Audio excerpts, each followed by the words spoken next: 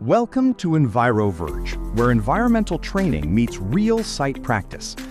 In this video, we're tackling one of the most common compliance failures on active construction sites worldwide: dust and air quality control. Whether you're an environmental officer managing a mid-scale development, a sustainability professional tracking IFC EHS compliance on a large infrastructure contract, or an ISO 14001 auditor reviewing an EMS in operation, this session is built specifically for you. By the end of this training, you'll know exactly what dust controls to implement, how to monitor PM10 and PM2.5 on site, when to issue an NCR, and how to embed all of this into your CESMP under ISO 14001. This is Playlist 1, Video 2 of our Site Environmental Compliance Masterclass. Let's get into it. Here's what we'll cover in this session.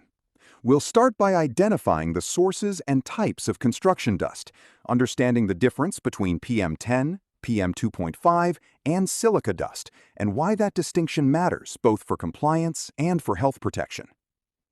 We'll then move through the applicable regulatory standards, including WHO air quality guidelines, IFC EHS requirements, and ISO 14001 obligations, so you know exactly what thresholds you're working to. From there, we'll cover engineering controls, then administrative controls, followed by field monitoring, equipment selection, placement strategy, and reporting.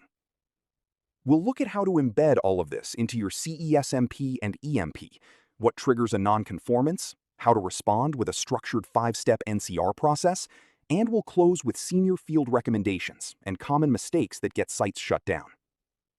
15 slides. Let's make them count. By the time we close this session, you'll be able to do 7 specific things. First, identify and classify dust sources across all phases of construction, from initial groundworks through to finishing trades.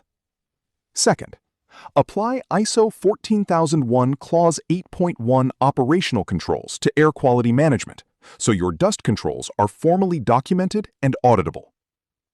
Third, implement tiered dust suppression measures that are proportional to your site's risk level, rather than applying a one-size approach. Fourth, specify, deploy, and operate PM10 and PM2.5 monitoring equipment in the field, and understand what the data is telling you. Fifth, embed air quality requirements into your CESMP and environmental management plan in a way that actually drives site behavior. Sixth, issue and close NCRs related to dust non-compliance using a structured, documented process. And seventh, report air quality KPIs against IFC EHS and WHO benchmark thresholds in your monthly compliance reports. These are real, implementable outcomes. Let's work through each one. Before we can control dust, we need to understand what we're dealing with, because not all dust is the same, and the distinction matters both for compliance and for the health of your site team. PM10, that's coarse particulate matter, larger than 2.5 micrometers, is the visible dust cloud you see rising from earthworks machinery or vehicle movement. It settles relatively quickly, but it's still a regulatory concern at site boundaries. PM2.5, the fine fraction, below 2.5 micrometers, is far more dangerous, and critically, you often can't see it. It comes primarily from diesel combustion, cutting operations, and grinding work. It penetrates deep into the respiratory system. Visual assessment will completely miss it. Silica dust deserves specific mention. When you're breaking concrete, drilling into rock, or working with sandstone, you're generating crystalline silica, regulated under COSH with a strict workplace exposure limit of 0.1 milligrams per cubic meter over an 8-hour shift. That requires dedicated controls and personal monitoring. Then there are fugitive emissions, wind-blown soil from open stockpiles, unsealed haul roads, and bare disturbed ground. These are the sources that generate community complaints. And the IFC EHS guidelines are clear. Construction dust is a significant environmental impact on surrounding receptors. Your CESMP must address it as such. Let's look at the standards that define what compliance actually means on site. The WHO Air Quality Guidelines, 2021 edition, set the global benchmark. PM10, 45 micrograms per cubic meter as a 24-hour mean. PM2.5, 15 micrograms per cubic meter. These are the thresholds your monitoring data gets compared against. The IFC EHS guidelines require ambient air quality monitoring at project boundaries and at nearest sensitive receptors. They don't just say control dust, they require you to demonstrate that your controls are working with data. ISO 14001, Clause 6.1.2, requires you to identify dust generation as a significant environmental aspect during earthworks and demolition phases, and to put in place documented operational controls under Clause 8.1. COSH regulations set the workplace exposure limit for silica dust at 0.1 milligrams per cubic meter over an 8-hour time-weighted average. That's a health regulation, not just an environmental one. EIA and ESMP requirements typically mandate baseline air quality monitoring before construction starts, with those baseline values then used to set project compliance thresholds in your CESMP. And finally, if you're working in a jurisdiction with national air quality standards, the rule is simple. Apply whichever is stricter, national standards or IFC and WHO thresholds. Never apply the weaker standard. Engineering controls are your first line of defense, and they are non-negotiable. Water suppression is your primary tool. Tanker bowsers on haul roads, minimum twice daily application, and that goes up to 4 times a day in hot, dry, or windy conditions. This is not discretionary. It goes in your suppression schedule and it gets recorded in the site diary. Wheel wash facilities must be operational at every site exit. Not installed, operational. The difference matters at audit time. Automatic systems are preferred on large sites. Interceptor sumps are mandatory to capture contaminated runoff. Stockpile management. Maximum height of 3 to 5 meters, with windward bunding to reduce windblown emissions. Inactive stockpiles must be sealed. Hessian netting, geotextile cover, or spray-applied suppressant. Haul roads on high-frequency routes should be surfaced with compacted gravel or a bitumen-bound surface. The cost of surfacing is always less than the cost of NCRs, community complaints, and increased bowser frequency. All material transit vehicles must be sheeted, no exceptions. And Harris or debris netting should be installed on excavation faces adjacent to site boundaries. And speed control. Site speed limits of 15 kilometers per hour on unsurfaced haul roads, enforced via signage and inspected on your daily walkthrough. Slower vehicles mean less dust generation. Full stop. Engineering controls stop dust at source. Administrative controls stop dust becoming a systemic problem. Your dust management plan needs to be a standalone document, not buried in an appendix of the CESMP. It must define your trigger thresholds, your suppression schedule, your monitoring frequency, and your escalation protocol. Site teams need to find it and use it. If no one reads it, it offers zero protection at audit time. Weather-triggered protocols are mandatory under IFC EHS expectations. When wind speed exceeds 9 meters per second, that's Beaufort Scale Force 5, you halt dust-generating works immediately. That decision gets logged in the site diary with a timestamp. Not verbal, not assumed, documented. Monthly toolbox talks on dust awareness should cover personal exposure risks, PPE requirements, P3 respirators for silica-generating tasks, and what each worker should do when they spot a dust compliance issue. High dust activities like demolition or rock blasting need to go through a permit-to-work process with environmental pre-approval. This is how you prevent reactive management. All subcontractors must have dust control requirements embedded in their site agreements and their induction sign-off. Sub-tier compliance is your responsibility. And every community dust complaint must be logged and responded to within 24 hours per IFC Performance Standard 1. This is a stakeholder engagement commitment, not optional paperwork. Real-time monitoring is not optional on large construction sites. The IFC EHS guidelines are explicit. You need data, not just visual inspection. For equipment, the industry standard options include DustTrack, Osiris, and Trolex Centro monitors, all using optical forward scatter or particulate sensor technology for real-time PM10 and PM2.5 measurement. They can be fixed or portable, and they can be set up to log continuously. Placement strategy is where a lot of sites get this wrong. You need a minimum of 3 monitoring positions, one upwind to capture background conditions, one downwind at the site boundary where your key impact occurs, and one at or near the nearest sensitive receptor. That might be a residential property, a school, or a hospital. Placing your monitor at the site office is not compliance, it's comfort. Monitoring frequency needs to match your operations. Large earthworks, continuous 24/7. Smaller operations, weekly grab samples as a minimum. Preset your alarm thresholds at 150 micrograms per cubic meter for PM10 on a 1-hour mean. When that alarm triggers, suppression response must be immediate, not at the end of the shift. Calibration, monthly field calibration checks, and 6 monthly laboratory calibration to NADA or UCAS accreditation standards. And data reporting, upload daily data to your environmental dashboard and include a monthly summary in your EMP compliance report. The data tells the story. Use it.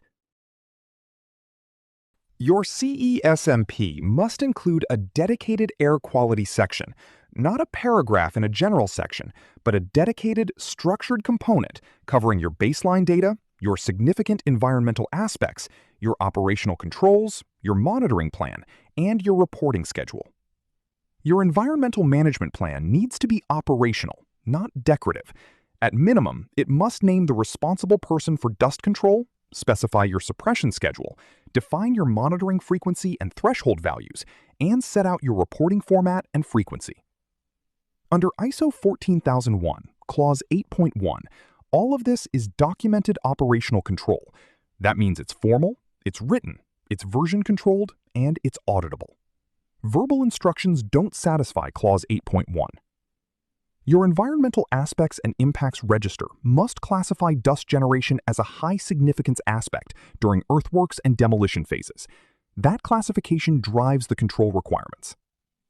Under Clause 7.5, documented information, your monitoring records need to be retained for a minimum of 3 years. That's the audit trail that protects you. And under IFC Performance Standard 3 on resource efficiency and pollution prevention, your project must demonstrate an ALARP approach to dust emissions. That means you've assessed and applied the best practical dust controls for your site conditions. Let's talk about non-compliance, specifically what triggers an NCR and what happens next. An NCR must be issued when you have a PM10 exceedance above your threshold, when dust suppression measures are absent or not operational, when vehicles leave site without sheeting, or when wheel wash facilities are installed but not running. The response follows a 5-step process, and every step is documented. Step 1. Stop work if required. For significant exceedances or visible dust plumes crossing the site boundary, work stoppage may be necessary before any other action. Step 2. Immediate suppression. Get the Bowser out. Apply water, cover stockpiles, seal the haul road. Address the source of the exceedance right now. Step 3.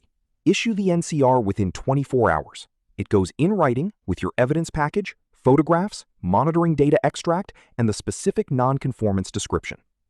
Step 4. Root cause analysis. Not just what happened, but why. Was it equipment failure, a supervision gap, a subcontractor breach? The RCA determines what corrective action will actually be effective. Step 5. CAPA closeout and verification. The corrective action is implemented, verified on site, and signed off. The NCR is formally closed with documented evidence. If threshold exceedance affects the community, the stakeholder notification protocol under IFC Performance Standard 1 is activated. And for sites within 50 meters of sensitive receptors, a pre-approved mitigation plan must already be in place before works commence.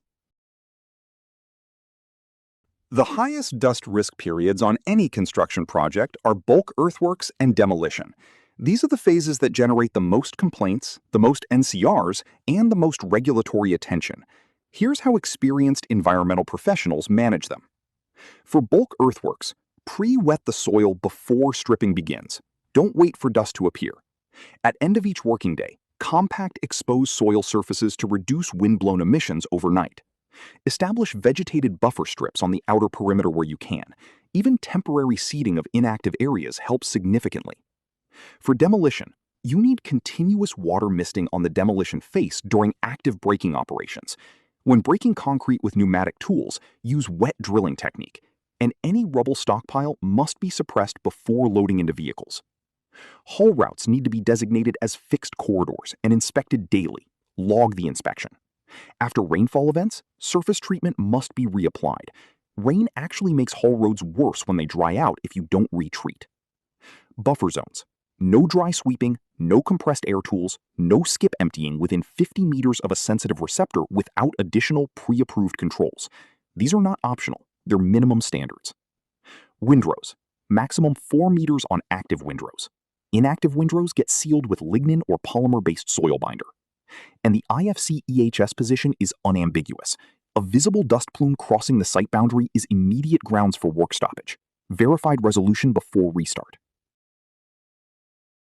These are the recommendations that come from real project experience, not from a textbook. First, appoint a dedicated dust marshal on large earthworks sites. One person per shift who is personally responsible for dust suppression compliance. This single change makes a measurable difference to first audit outcomes. Second, install automatic weather stations with real-time wind speed and direction data linked to your environmental dashboard. Don't rely on a weather app. Know your site conditions in real time and use that data to trigger protocol changes. Third, investigate polymer soil stabilizers for haul roads during the dry season. The upfront cost is quickly recovered through reduced Bowser frequency and labor, and the compliance results are significantly better. Fourth, pre-position your Bowsers and water supply at high-risk locations before earthworks commence. The worst time to solve a logistics problem is when you're generating a dust exceedance at 11 in the morning. Fifth, quantify your environmental performance reporting. Monthly reports should include actual PM10 and PM2.5 data, suppression hours recorded, number of Bowser passes completed, and any threshold alerts. Numbers, not just a narrative sentence.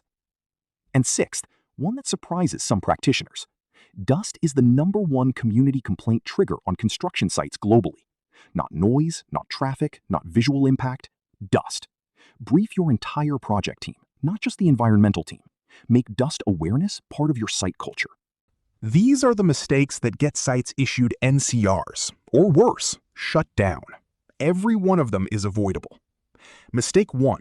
The wheel wash is installed, but not operational. The pump isn't running, there's no water in the sump, or the system isn't being maintained. It gets flagged in the first client or regulator audit, every time. Mistake 2. Monitoring stations placed at the site office or compound. Convenient to access, but positioned upwind of the actual works. The data looks compliant, the site boundary is potentially in exceedance. Placement matters. Mistake 3. The dust management plan is buried in an appendix of the CESMP. Site teams never open the CESMP appendix. Your DMP needs to be a standalone, one-page field document that every supervisor carries or can access immediately. Mistake 4. Relying on visual inspection alone to assess dust compliance. PM 2.5 is completely invisible. You cannot see it, you cannot smell it, and it's the fraction that causes the most health damage. You need instruments. Mistake 5. No suppression activities recorded in the site diary. It doesn't matter how much water was actually applied. If it's not documented, it didn't happen at audit time. This is a critical evidence gap. And mistake 6. Dry sweeping hard standing areas or cleared surfaces with compressed air. The fastest way to generate a community complaint and a regulatory visit in a single action. Ban it across the site. Let's close with the 6 things that every site environmental professional should carry forward from this session. First, dust is a regulatory issue, a health issue, and a community relations issue, simultaneously. Every decision you make about dust management has implications in all 3 areas. Treat it accordingly. Second, engineering controls are your non-negotiable baseline. Water suppression, wheel wash, stockpile management. Everything else is built on top of these. If your engineering controls are failing, your administrative controls can't compensate. Third, real-time PM10 and PM2.5 monitoring is a contractual and IFC EHS requirement on large sites. It's not optional, and it's not a luxury. Budget for it, deploy it, and use the data. Fourth, all dust controls must be documented as operational control procedures under ISO 14001 Clause 8.1. Verbal instructions and informal agreements do not satisfy an ISO 14001 audit. Get it in writing. Fifth, every NCR must follow a rigorous 5-step CAPA cycle: stop work, suppress, issue NCR, root cause, close out, and verify. All steps documented, all steps evidenced. That's the standard. And sixth, the most effective dust control is pre-planned, not improvised. Bowsers pre-positioned, plans written, protocols agreed, team briefed, before the earthworks commence. Prevention is always less costly than reaction. Thank you for your time in this session. For the next video in this playlist, Construction Wastewater and Concrete Washout Management, make sure you're subscribed. See you there. That's a wrap on video 2 of the Site Environmental Compliance Masterclass, Dust and Air Quality Control on Active Construction Sites. If this session gave you something practical to take back to your site or your next project, please subscribe to EnviroVerge. New training videos every week covering ISO 14001, LEED, Envision, EIA, ESG reporting, and site environmental compliance. The next video in this playlist is video 3, Construction Wastewater and Concrete Washout Management. If you've ever dealt with a concrete washout NCR or a stormwater runoff issue on site, that one is not to be missed. EnviroVerge, environmental knowledge, field ready.